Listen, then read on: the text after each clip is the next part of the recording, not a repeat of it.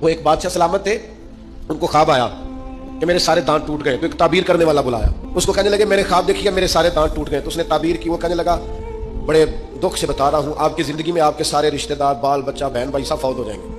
بادشاہ نے تلوار منگائی اور تعبیر بتانے والا بھی مار دیا۔ اس نے کہا سب کے بغیر جی کے کیا کرنا ہے؟ اس نے ایک اور بلایا تعبیر والا، اسے کہا تعبیر بتاؤ، خواب میں میرے سارے دانت ٹوٹ گئے ہیں، تو کہنے لگا بادشاہ سلامت مبارک ہو، اللہ تعالیٰ آپ کو اپنے خاندان میں سب سے لمبی عمر عطا فرمائے گا۔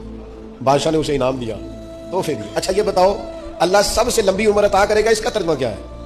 وہی ترجمہ ہے نا جو پہلے نے کہا ہے۔ اس نے کیا کہا ہے؟ سارے مر جائیں۔